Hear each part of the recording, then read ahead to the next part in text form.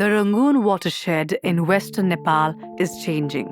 यो खोलो आयो भने गजबै आन्थ्यो तर सुक्ने बरिखा बढी आउने अघि पछि कम हुने पहिला पहिला हाम्रा बाजे हाम्रा सास ससुराका दिनमा त यहीबाट उब्जाएको बिउ बिक्री गर्थ्यौँ भने धेरै भएपछि अहिले त हामीलाई त्यो आफैलाई पनि खान लाग्दैन। जङ्गल मासिँदै गयो हैन, बस्ती ज्यादा भयो, गाई बाख्रा चराउने अब त्यहाँ दियो भने हैन, जङ्गल हल्का घट्यो त पानीको स्रोत पनि घट्न लाग्यो। 78 को वर्षाले व्यापक क्षति गर्यो सर। आगलागी भयो, वन खरेडी भयो, त्यति बेला भारी वर्षा भइदियो भने पहिरो जान्छ, मूल दबेको धेरै ठाउँमा छन्।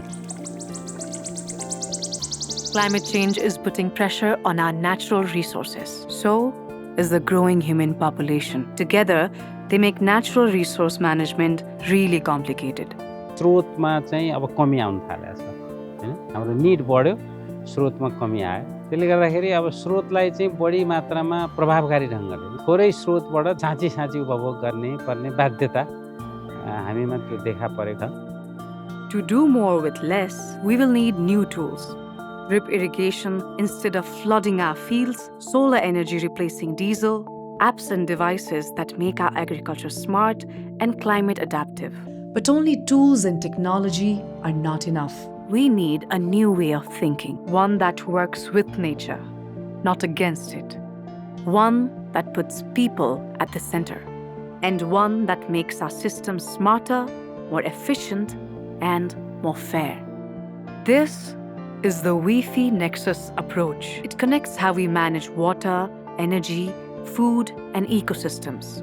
Because all of them are deeply interconnected. The use of one natural resource affects others, creating either synergies or trade-offs. The WEFE Nexus approach seeks to maximize synergies and minimize these trade-offs. Right now, the agencies and departments that manage water, agriculture, food, and ecosystems lack strong coordination and cooperation. Even at the community level, within a smaller geography where all the resources are so intrinsically connected, it's all separate. प्रकृतिमा त जल जङ्गल जमिन र ऊर्जा जोडिएकै छ। त्यो चाहिँ प्रकृति र हाम्रो जुन शासकीय पद्धति तालमेल नभएको हुने पनि हुन सक्छ। Executing plans and programs in silos means that projects take more time to complete and are expensive.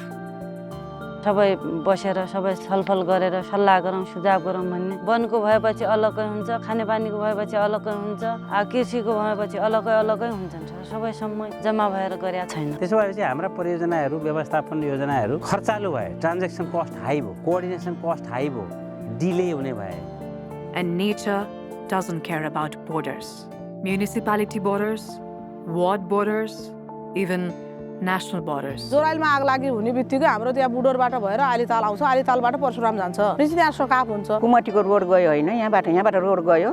न त अब माथिकोलाई त फाइदे नै भयो हैन, अब सुविधा भयो। तल बस्नेलाई अब त्यो रोडले गर्दा पहिरो उरो आएर उही माथिका सुविधा तलका उठी जा भन्ने जस्तो पनि बनायो कि। एउटा सेक्टर र अर्को सेक्टर, एउटा पालिका र अर्को पालिकाको योजना तर्जुमा गर्दाखेरि समन्वयात्मक ढङ्गले काम गर्नुपर्छ भन्ने पनि यसले चाहिँ यो अवधारणाले जोड दिने भएको हुनाले भौगोलिक बाउन्ड्री र अर्को चाहिँ राजनीतिक बाउन्ड्री बीचको तालमेल मिलाउन पनि यसले मद्दत गर्छ। And the WEFE approach is not just about efficiency, it's about fairness, making sure no one is left behind, especially the poor, the marginalized, the ones with the least power.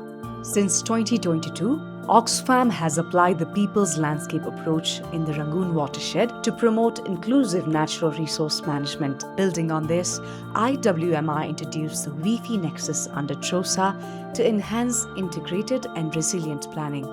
धेरै जस्तो अहिले चलिरहेको चाहिँ नेचुरल रिसोर्ससित रिलेटेड अवधारणाहरू चाहिँ technical पर्सपेक्टिभमा केन्द्रित छन् हैन। Emmy नेपालले एडभोकेट गरेको वेफे नेक्सस अप्रोच चाहिँ स्रोत साधनसँग मानिसको पहुँचलाई केन्द्रमा राखेर काम गर्नुपर्छ भन्ने अवधारणा हो। अबको रणनीति योजनाहरू र नीति कार्यक्रममा समावेश गर्नका लागि एकदमै प्रष्ट रूपमा यो 3 दिनको कार्यशाला गोष्ठीले राम्रो सपोर्ट गरेको जस्तो हामीलाई महसुस फिल भएको छ।